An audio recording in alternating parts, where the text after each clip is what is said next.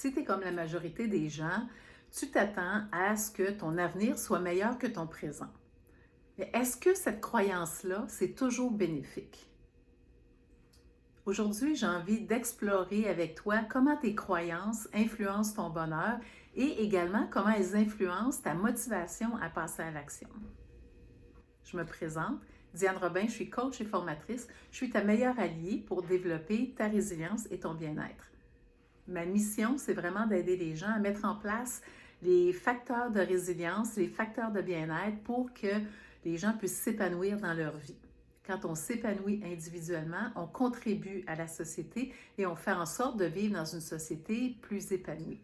Aujourd'hui, je te propose d'explorer une étude qui est parue en 2024 qui révèle comment la croyance dans la source de notre bien-être, de notre satisfaction, influence notre motivation à agir et notre bien-être actuel.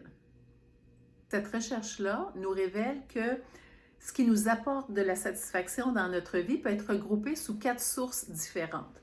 D'abord, les événements futurs ou les objectifs futurs qui sont contrôlables. Je décide de retourner à l'école pour obtenir un diplôme. Les événements futurs qui sont incontrôlables. Est-ce que je vais trouver l'amour? Est-ce que je vais trouver mon job idéal? Des événements qui sont dus au hasard. Est-ce que je vais gagner la loto?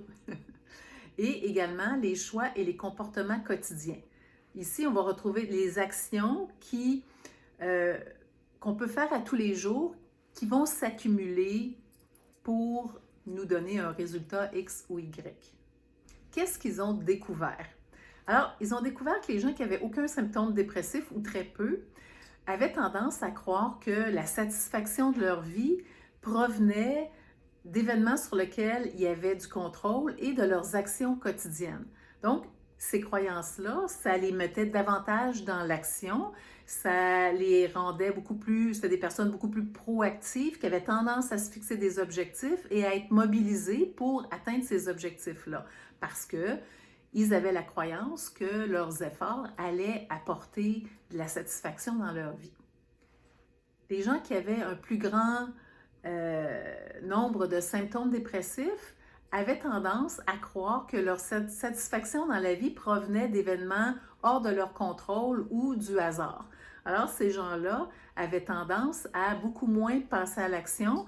Ça les amenait davantage dans de l'impuissance.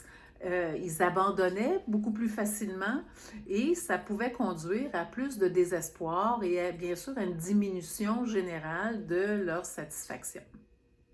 Alors, comment tu peux appliquer les résultats de cette recherche-là dans ta vie? Première chose, réfléchis à c'est quoi tes croyances par rapport à ce qui t'apporte de la satisfaction dans ta vie.